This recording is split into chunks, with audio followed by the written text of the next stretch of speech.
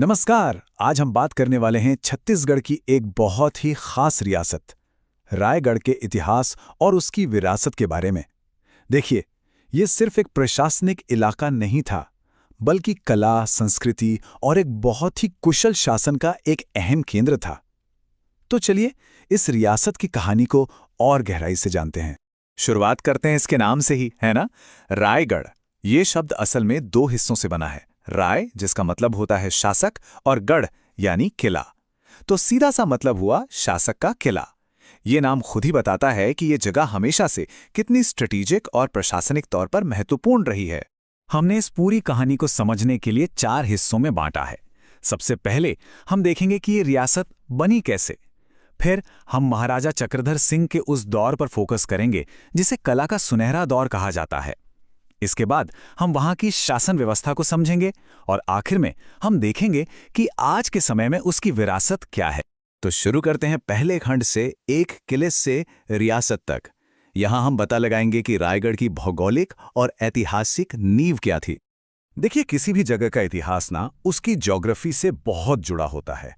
रायगढ़ के मामले में भी ऐसा ही था। केलो और मांड जैसी नदियों ने यहाँ की जमीन को उपजाऊ बनाया। यहाँ कोयला और लोहे जैसे मिनरल्स भी खूब थे। इन सारी चीजों ने रायगढ़ को खेती-बाड़ी, व्यापार और सुरक्षा हर लिहाज से एक बहुत ही अहम जगह बना दिया था।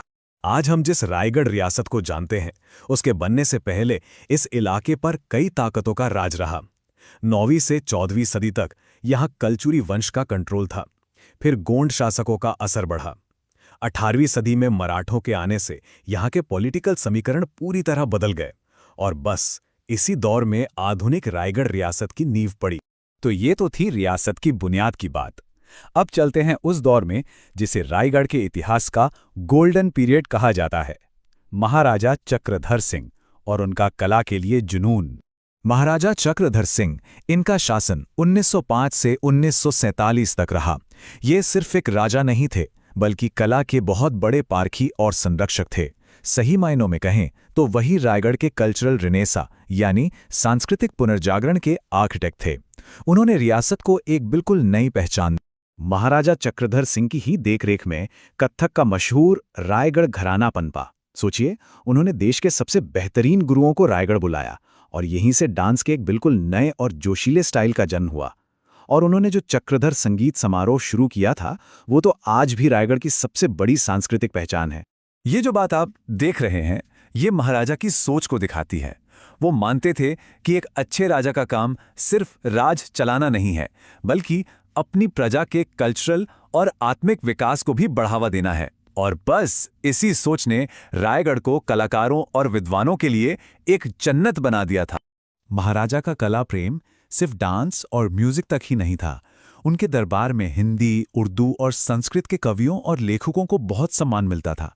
साथ ही नाटक और जो वहाँ की लोकल लोक कलाएं थीं, उन्हें भी खूब बढ़ावा दिया गया। इसी वजह से रायगढ़ एक मल्टी डायमेंशनल आर्ट सेंटर बन गया।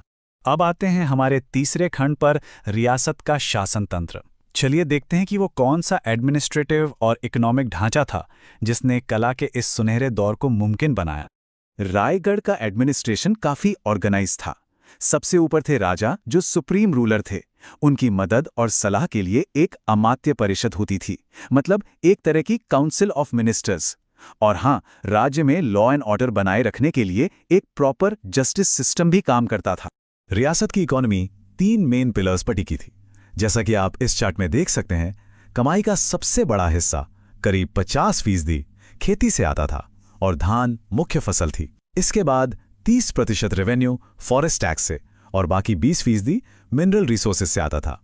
रायगढ़ का समाज बहुत डाइवर्स था।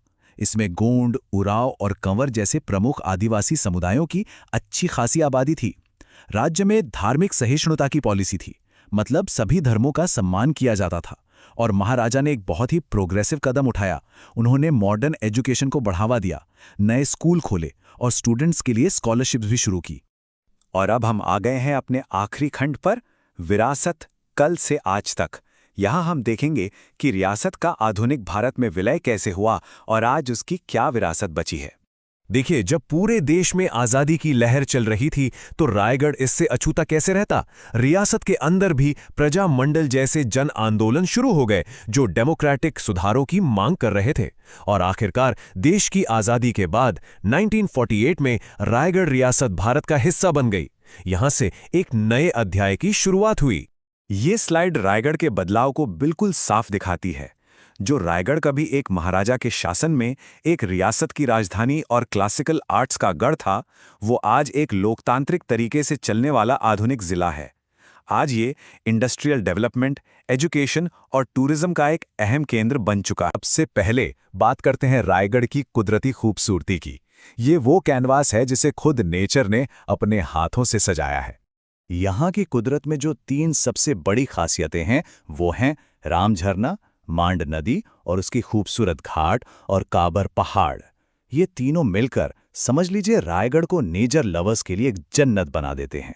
तो सबसे पहले चलते हैं राम झरना। ये रायगढ़ शहर से कोई 18 किलोमीटर दूर है। और देखिए, इसका नाम ही कितना दिलचस्प है। यहाँ की मान्यताओं के हिसाब से वनवास के टाइम पर भगवान राम ने यहीं आराम किया था और इसी झरने से पानी पिया था।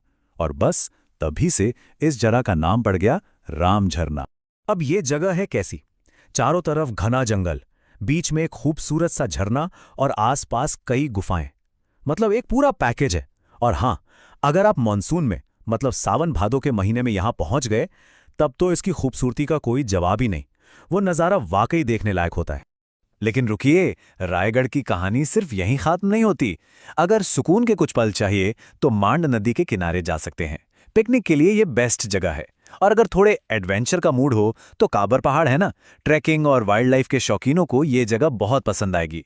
मतलब हर किसी के लिए कुछ ना कुछ है यहाँ।